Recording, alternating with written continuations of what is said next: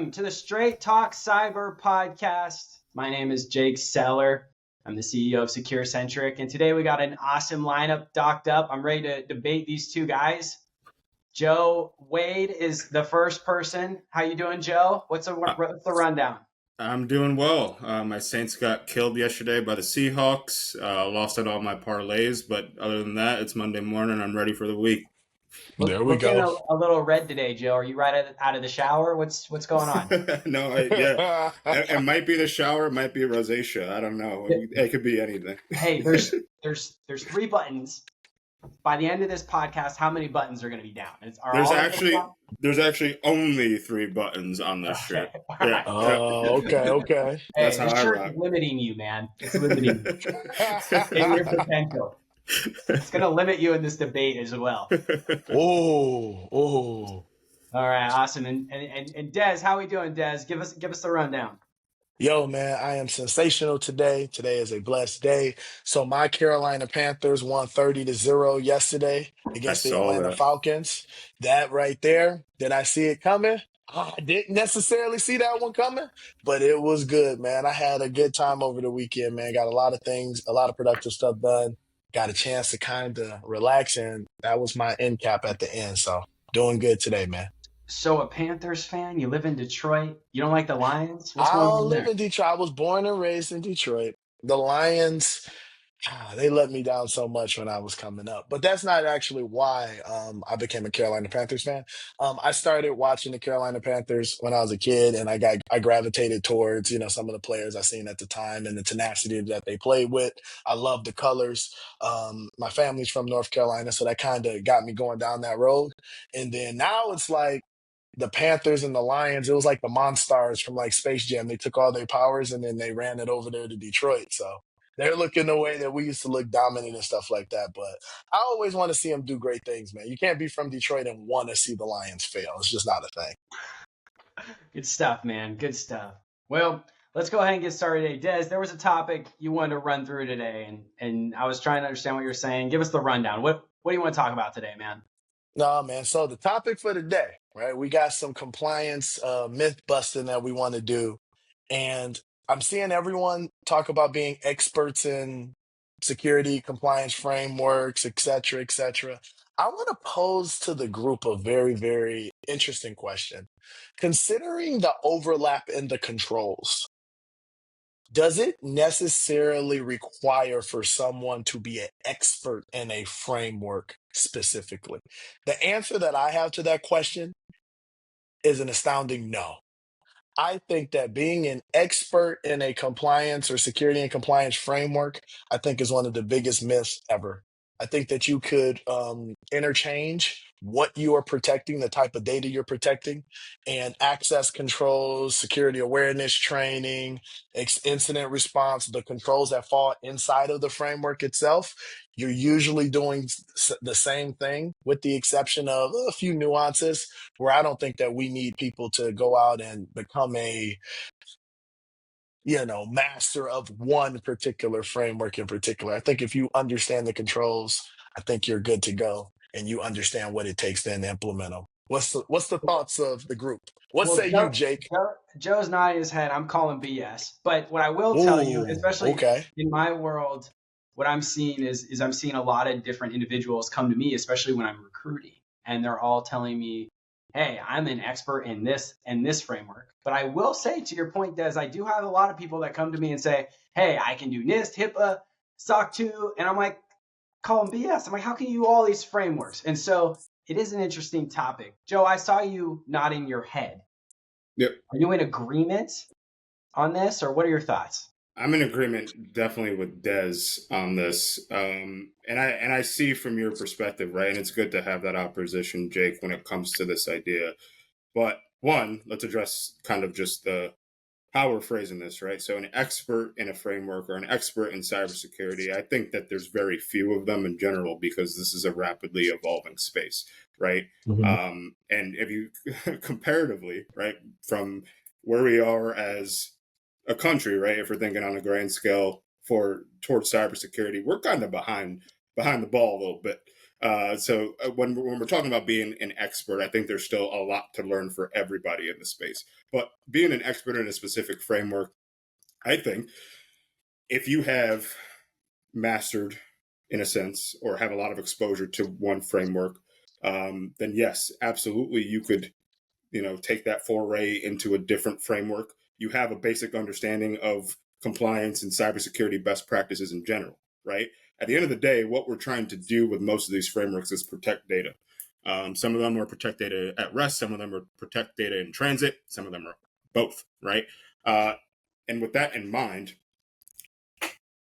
I would like to know, just from the general experts in the field, how much of a difference between, let's say, a NIST CSF or an ISO 27001 is there, right?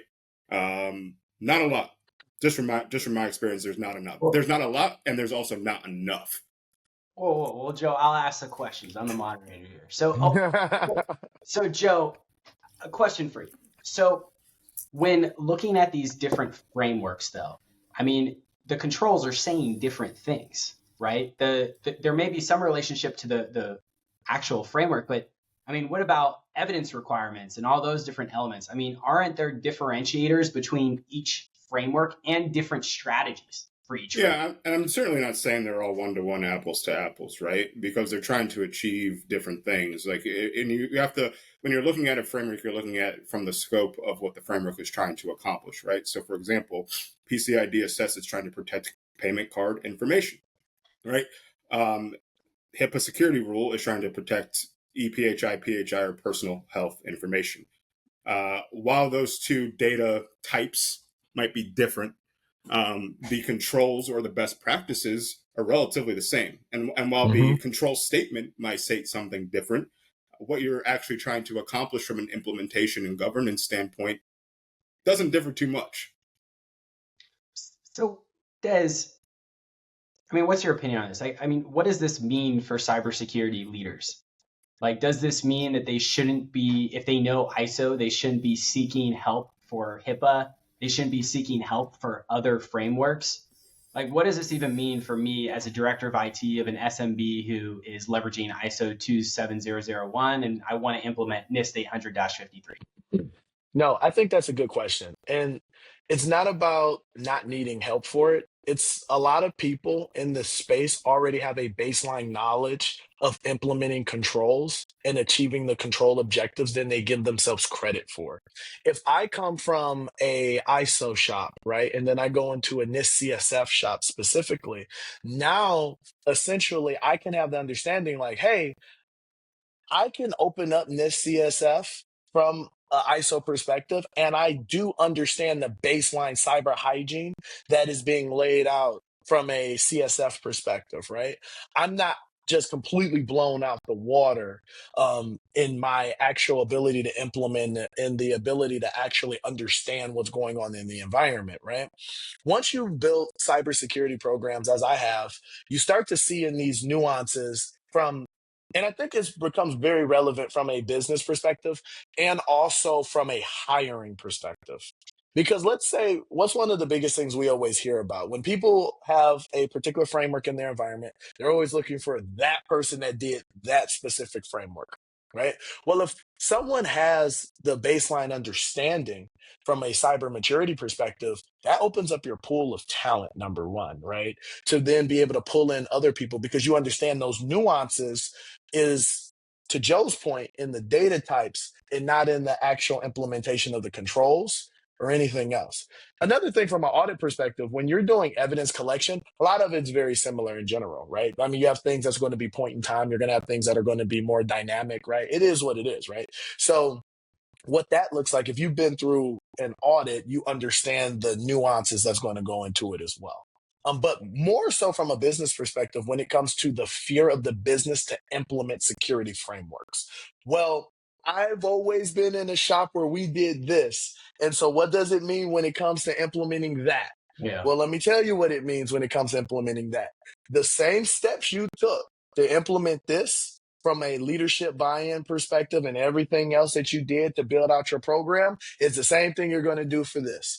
When you build out a PCI program and you're like, oh, this is how we're going to run it, and you do CMMC, it's going to be the same exact thing. We're building it out. We might have some nuances, right? In language and other things like that. But the actual process of building a cybersecurity program and actually being able to acquire talent is going to be the same irrespective of that. And I think that's the larger point.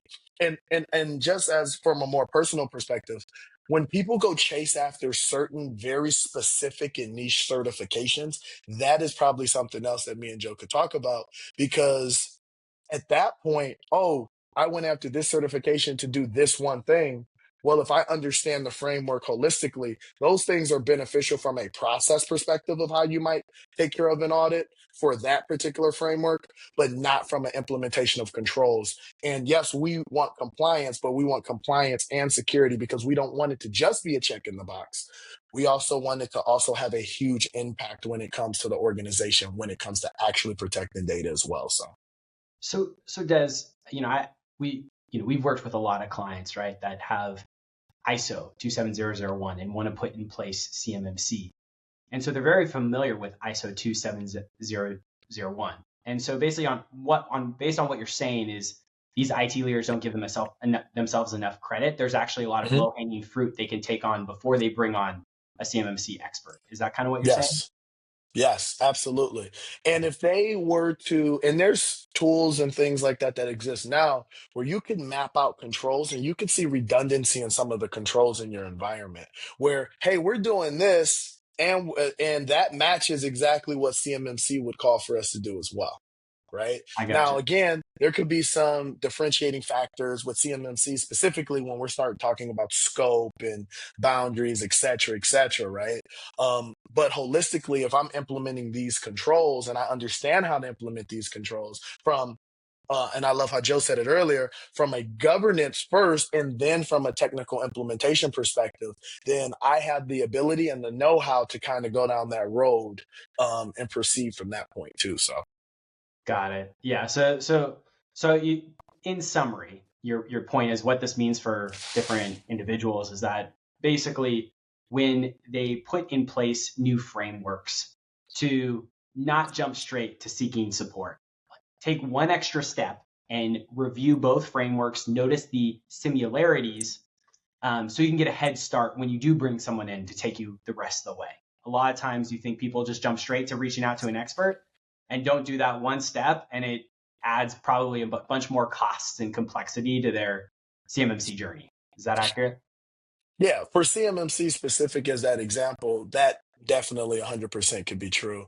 And I think another component of it too to keep in mind along that same line of thought is if I'm going into an environment and let's say I'm coming from another shop, right, where Yeah, we don't necessarily do CMMC, where we don't necessarily do PCI, where we don't necessarily do, ISO 27001, I'm prepared to go into that new environment and assess where they are and be able to map those controls appropriately. I'm not, again, not knowledgeable about this framework as much as I might think that I am, when the actual controls themselves are going to be the same that I would implement if I was in my previous job and in my previous environment, so to speak. I gotcha. So Joe, what are your thoughts? I mean, do you share similar opinions and thoughts? Like, should these IT leaders be kind of taking one more step before they bring in external support? Absolutely. And a lot of this information, when it relates to finding out what the controls are for a specific framework, is publicly available information, right? Hmm. And I think I have a lot of experience or most of my experience with SMBs. And one thing that I notice is when it comes to engaging an expert for compliance related work or cybersecurity related work is that they're overwhelmed, right? Just by the idea of it, right?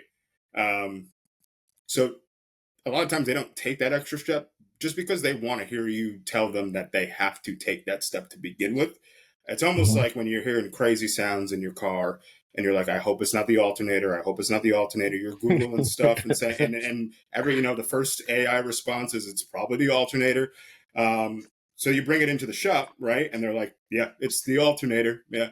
That's kind of the same situation with a lot of these smaller shops, right?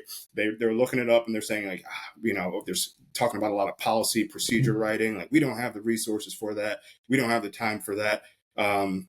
So they need, or they would like and need that expert to tell them that, hey, yeah, you're going to have to do that step, right?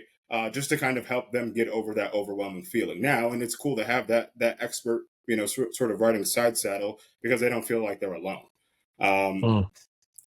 The overwhelming part for those smaller customers, I think, is a lot of their hesitation. And if they were to take that, sort of initial step, getting their governance together, like I said, they already know that they have to do it. That's going to help them a lot in the long run. But I mean, guys, I think in a lot of my conversations with individuals, like the reason why they want to bring in an expert is because there's two core reasons. The first is they don't want to waste their time doing the wrong thing. And the second thing is they don't want to make any big strategic or investment decisions without, obviously getting some support so they can feel confident in those decisions. And so I guess my question for you guys is, especially if you have, it seems like we're talking specifically about individuals not with zero frameworks, but they're leveraging one framework and then they're looking to add another framework to the mix. I mean, for those individuals, I mean, isn't there like an element here where like, A, they can waste a lot of their time if they don't have proper consulting, and B, they can make bad investment decisions if they don't bring in that expert sooner rather than later? Yeah, and I Yeah. think that there's the two things. And I want to make sure we're very clear though. I don't think this is a bash on the consultants who come in and provide guidance as to, hey, these are things and steps that you need to take, et cetera, et cetera. Yeah, it's Really, good. it's Joel's about going to taking, offend. yeah, don't get offended. Don't get offended. I got you.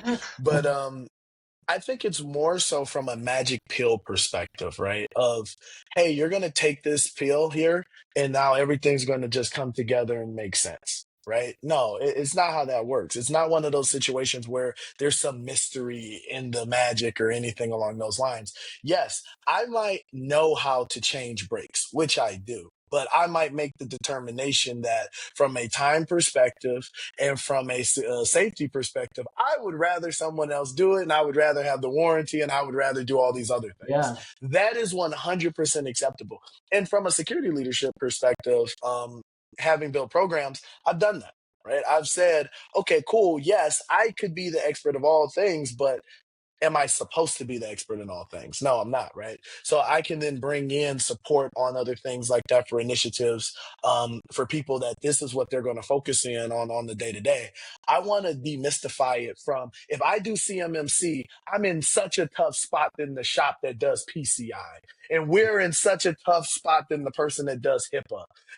And that's the thing where I hear people, especially when we start talking and I go into new environments and they're talking about implementing controls, and I'm thinking in the back of my head, like, hey, you're doing what everyone else in the business world is doing in the 21st century. Do not feel like, hey, this sucks and this is terrible for you.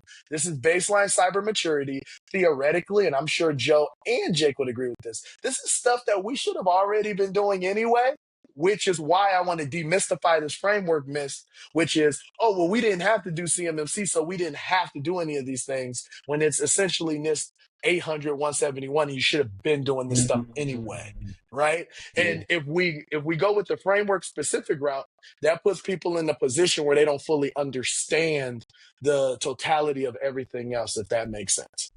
So Des, like you're basically saying bigger picture, all these frameworks aren't that different. The end goal is to ultimately improve business resiliency, which is Exactly. why there's so many relationships to the frameworks. And so to the individual that's saying, oh man, I got to do CMMC and it's this thing, it's to those individuals, what you're saying is take a step back. There's a bigger picture here. You're trying to improve your overall security posture.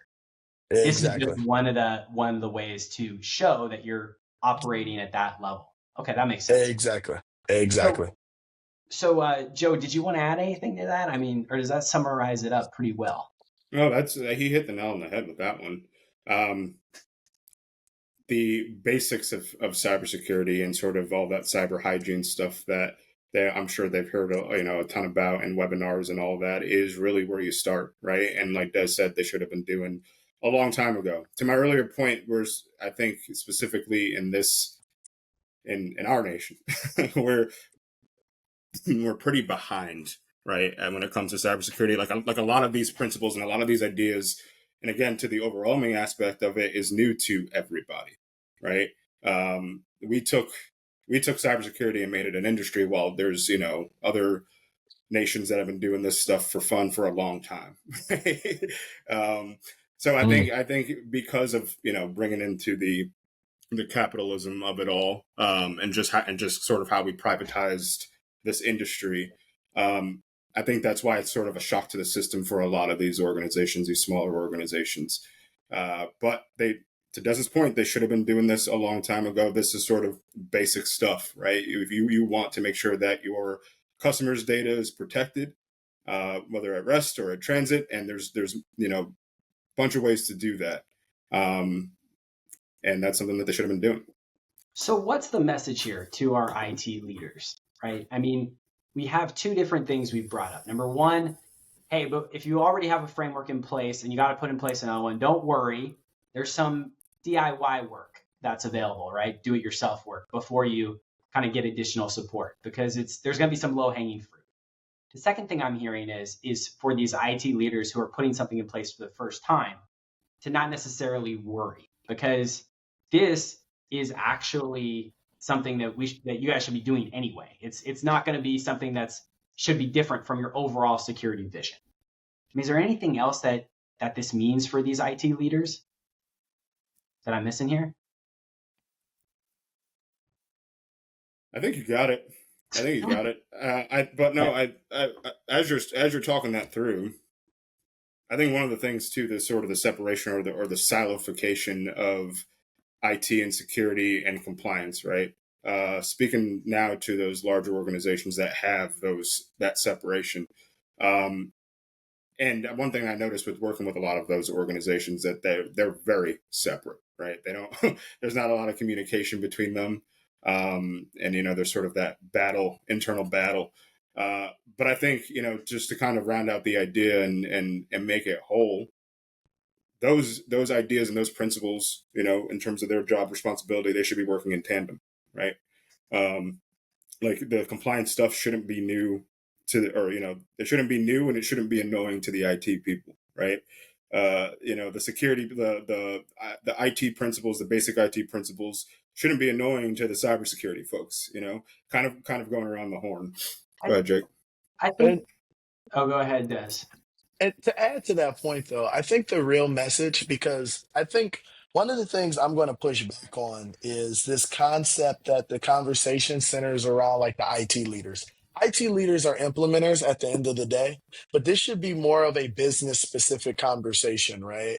And more so from the perspective that if I am a business leader and I hear about this CMMC thing, for example, and CMMC is the hot topic now, so it's easy to kind of center back around the CMMC, right?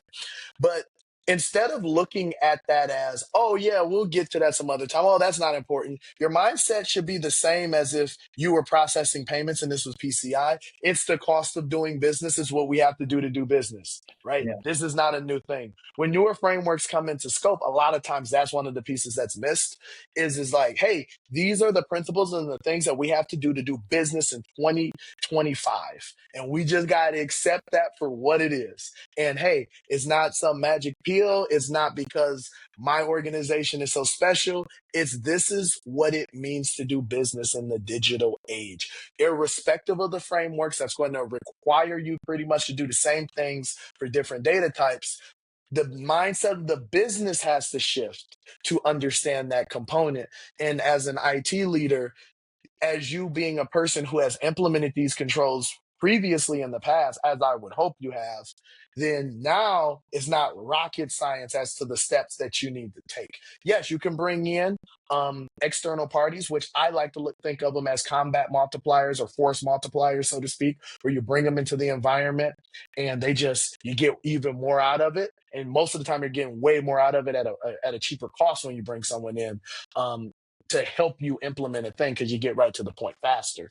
But outside of that, though, I think that we just need to demystify it from a business perspective of, oh, this is some extra thing we have to do. Because in other environments, whether it's banking, which me and Joe could tell you a whole lot about from the finance perspective, both of us coming from similar shops in regards to that, whether it's processing payments, whether it's healthcare, regardless of what you're doing, those industries don't have the ability to look at it as this is just an extra thing and maybe we'll do it.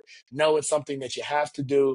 It's the baseline set for doing business in 2025, and it's not rocket science. So we should embrace it, understand it, and really start pursuing it.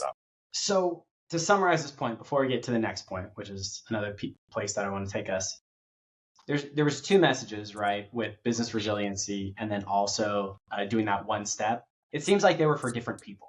The business resiliency conversation of, hey, this is part of the broader security strategy. You should be doing this anyway. Maybe more for kind of your executives versus your IT leadership, because they probably understand that. The other message of, hey, while you're trying to convince your executives that they should be caring about this, IT leaders, if you already have a framework in place, there's a lot of DIY work that you can be doing in the meantime by just looking at the relationships between the frameworks.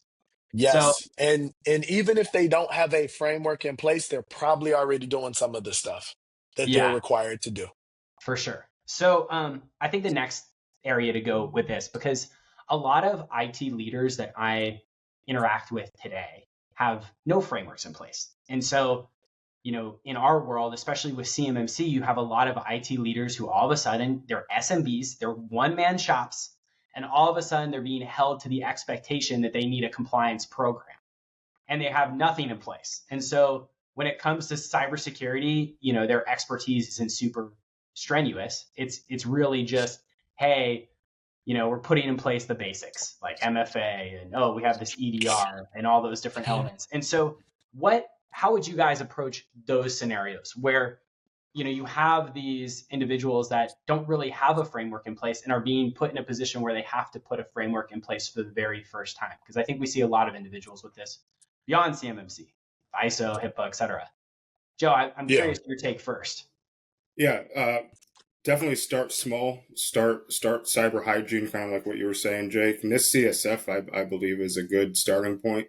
And kind of like what we have been sort of alluding to is that the majority of the frameworks that are out there come from the National Institute of Standards and Technology, right? They pull a lot of controls from that specific framework.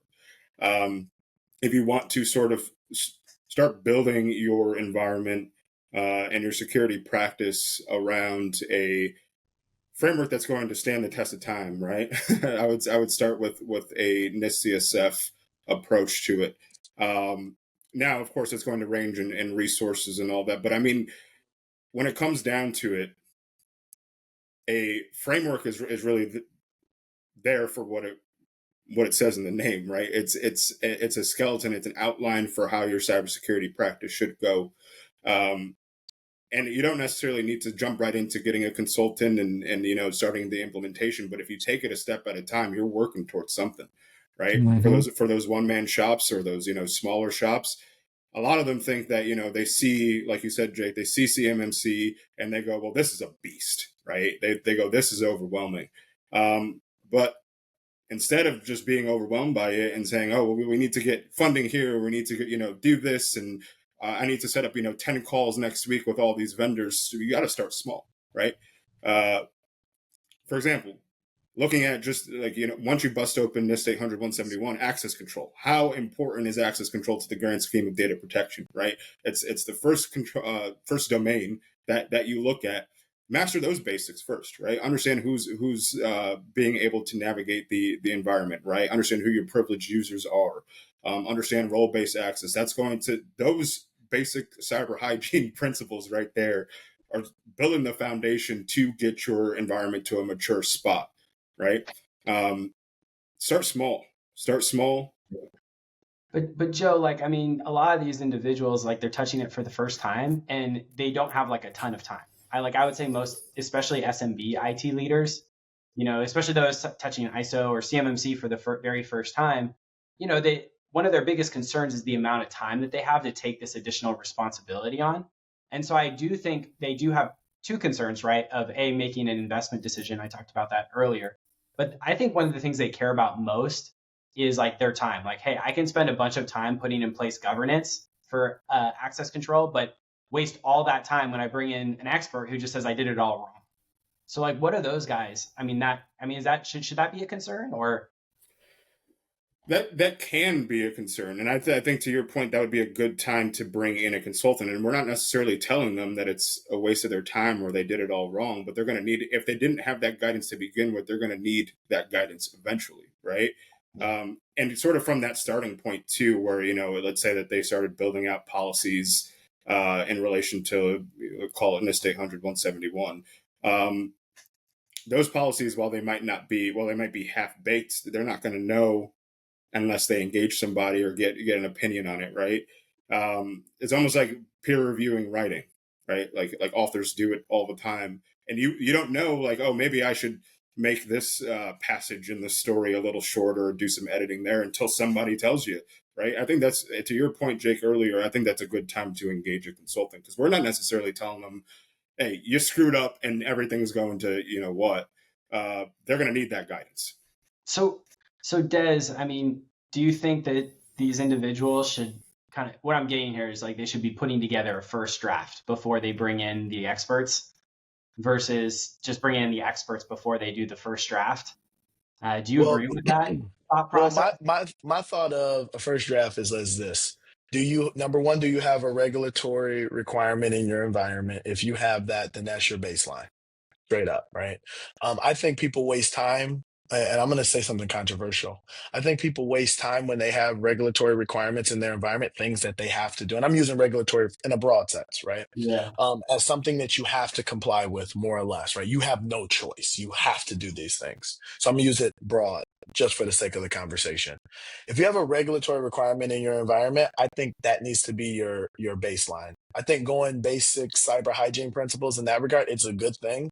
But I think you need to understand right up front where the gaps and the holes are. Your first draft should be a gap analysis. And it should be as simple as, did we do this or do we not do this? It should not be any other emotions attached to it. Right.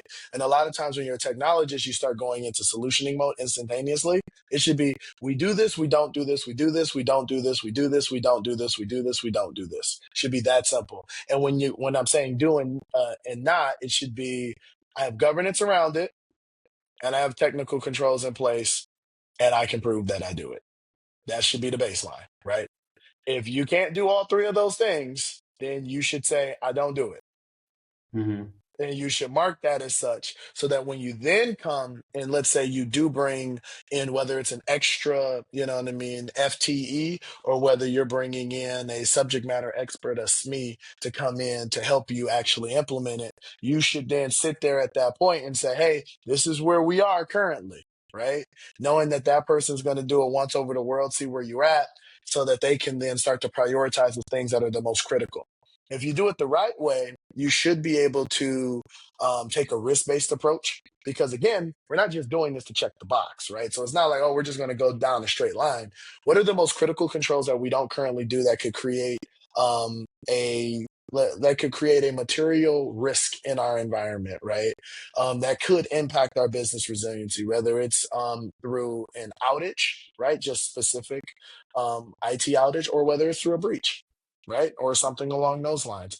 You should look at it, understand the risk profile of those things, and then be able to implement accordingly from there. But I think it starts with understanding what you need to comply with, seeing what that is, doing an actual gut check on yourself. Because if you don't know, then you don't know, right? See where you are, accept where you are, and then you can go leverage help to get you to the next level, whatever that might look like. I gotcha. I think, I think one of the things that especially some of these IT leaders struggle with is I think they get so caught up in that they don't know what this control means and they don't know what that control means. And so what it seems like you guys are saying is just do the best you can. And then, when you do bring someone else in, it'll be more productive, really, at the end of the day. Just kind of do the best you can when looking at each of these controls and deciding whether you have it or don't have it and have evidence to prove it. And Yeah, that I way, what's the benefit of doing that pre-work versus just having someone else come in and do So it with you? this is the benefit of it. Sometimes you find yourself in a place where you're in a much better spot than you think you are, or you're in a much worse spot than you think you are. So just some context, I've been the one information security professional at an organization before and had to build a program from I scratch. see. And every single time you implement a new thing, that turns into an FTE, right? Or it turns into a contractor. Every time you get a new vertical inside of your security program. Oh, we didn't have a SOC before. Now we do. Oh, okay. We didn't have architecture and design. Now we do. We didn't have a GRC and now we do. And so you just hand those things off as you go, right?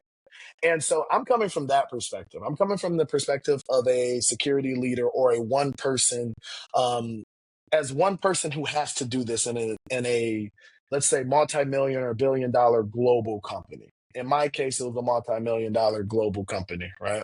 So it was a lot of different requirements we had to meet.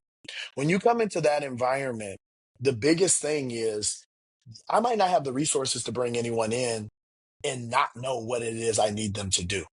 Right. So, yeah, I want them to come in and tell me how bad we are and where we're not. Right. That doesn't offer me any value. I see value in implementation when you are that one person team actually holding my hand and going through the process with me over time, right? Getting me to that next level of Yeah. maturity. Again, the force multiplier, so to speak, right?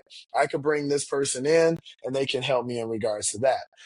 But also, there's some work that I might be able to just do on my own because every IT leader, every security leader, even as a one person team, sometimes it's not that they don't understand what's going on, right? Sometimes it's things that they can implement and some things that they can do on their own with internal resources. Other times, they might not be able to. But if you don't see exactly the health of the of your security program by yourself, having someone else come in and tell you that, hey, you're messed up, I think you could usually figure that out by yourself.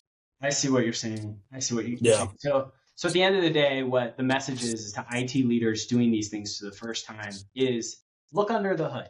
Do a quick, couple day assessment of the controls in your environment so you can see where you stand so that when you're evaluating different types of consulting engagements, you know what you need. You know if you need the full scale type of consulting engagement, you know if you need an assessment, or you might just need a small engagement. But the point that you guys are trying to make here is for these new IT leaders, raise the surface first.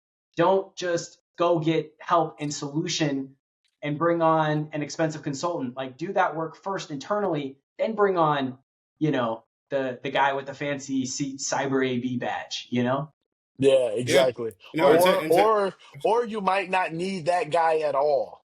It And yeah, that's what I and and maybe that's yeah. where that's the other side too. Because I've been in a situation where we brought people on. I've been in situations I had to implement it and do it all myself.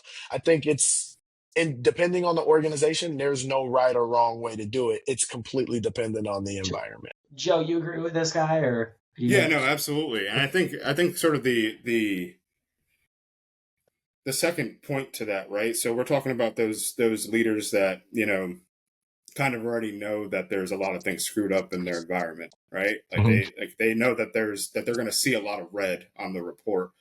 A lot of times they're engaging the consultant to get, going back to our last podcast point, to get the leadership buy-in, right? They're like, Exactly. hey, we've been telling you this. They want to be put in a position where they're able to say, hey, we've been telling you this for years, right? Now we brought in this consultant. You see all this red. You see where there's holes in our environment. Not only that, from a basic cybersecurity standpoint, but now we're talking regulatory, right? So now you're, from a business perspective, you're seriously at risk, right? That's how you're going to get leadership buy-in from the IT leadership perspective. A lot of times, Mhm. I've had so many clients come to me and say, "Hey, I know what this is going to look like, right? Like we don't need to belabor the point here." The thing is, our CFO is refusing to sign any checks until he sees it from somebody else, right? And that's a huge part of it as well. It would be kind of cool if consulting agencies provide some sort of a service where it was like, hey, I know this is messed up. will, to help you out, just go do the little, like, here, do this due diligence on your own, and then we'll basically bring it to your execs and say, hey, look, this is right. Because I do think some IT leaders or executives, more executives, I mean, before they want to make a big decision, they want to hear it from more than just one guy that they got to make a big decision. They want to hear it from multiple people. It's, before they put, all that investment in money into a certain engagement. So I think that would be 100%. super helpful. If you just, I'm sure you can do this too, where as an IT leader, you can reach out to a consultant and say, hey, I did this work. Can you just help me translate this to my execs? Because I don't know of many consultants that wouldn't be down to do that for probably free in many cases. Yeah.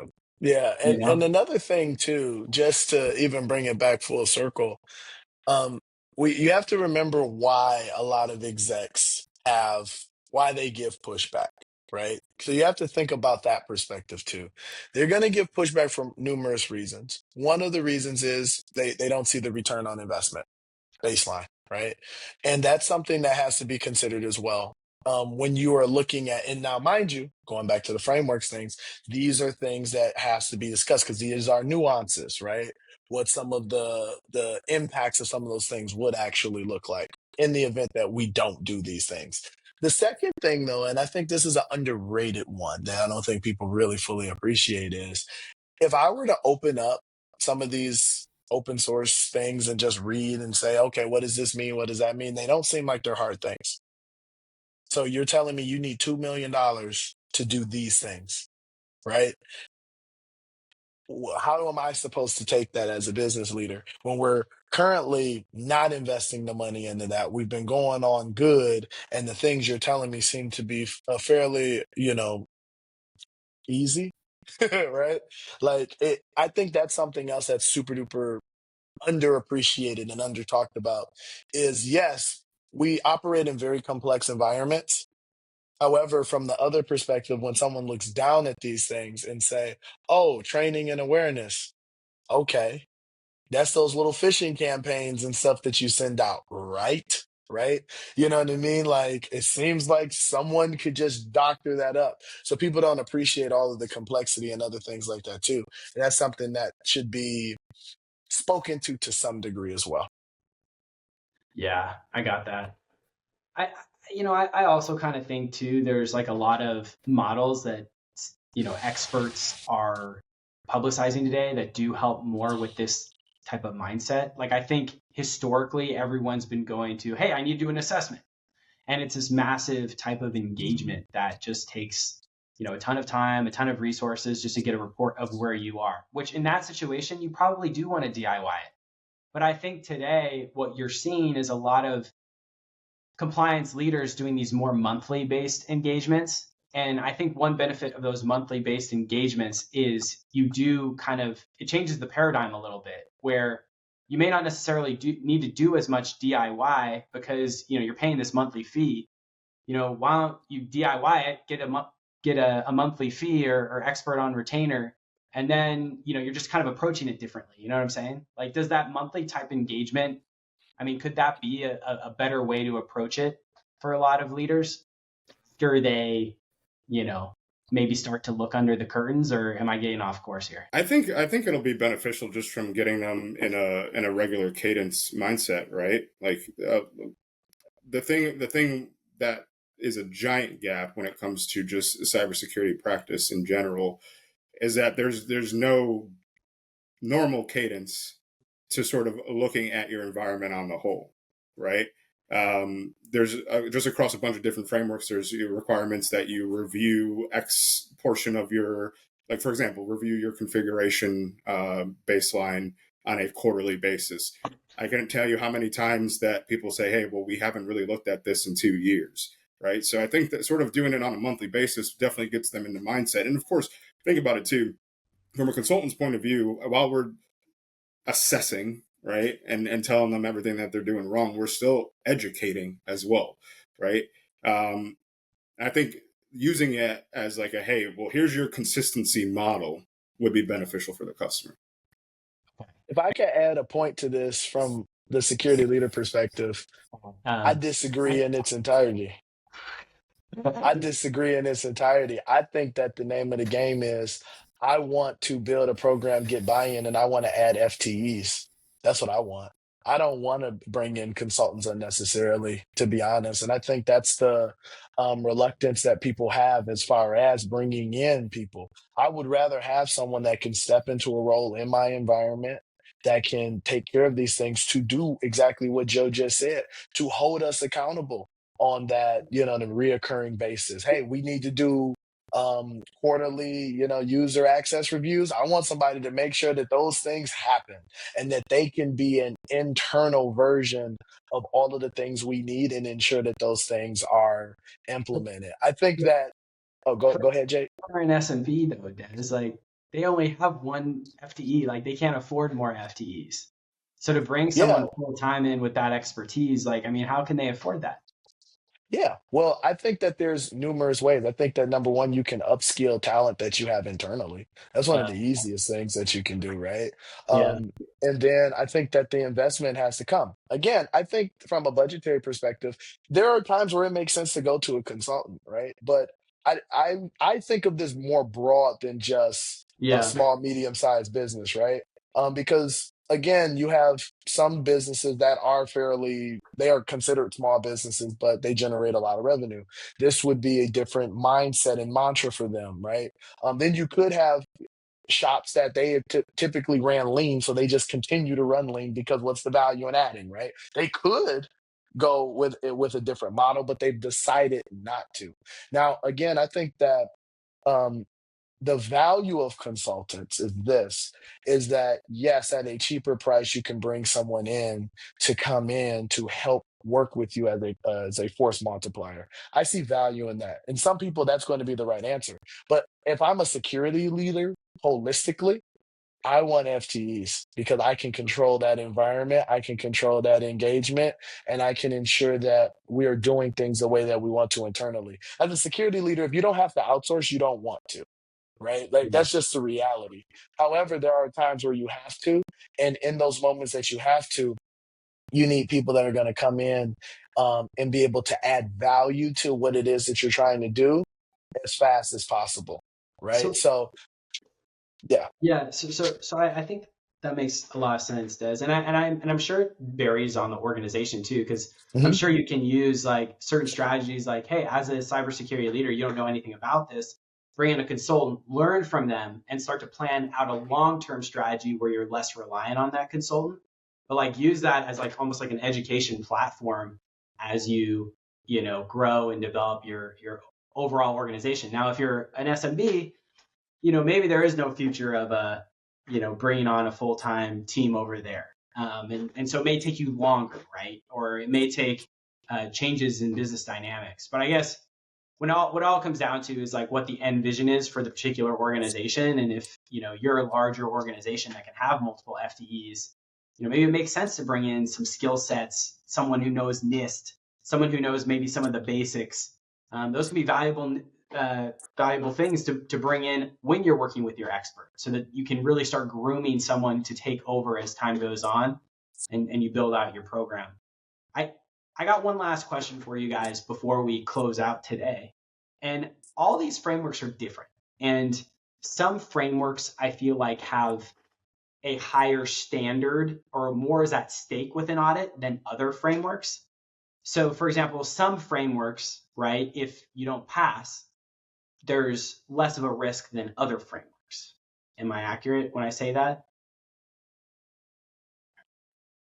It depends. It depends. Like from a business perspective, I guess I think that's where the risk will lie, right? Yeah, I agree. And a lot of these frameworks too, like for example, like let's look at I have a lot of experience with the FTC safeguard rule, right? Which applies to financial companies that aren't FDIC insured, right? So your mortgage brokers, your debt collectors, that sort of thing.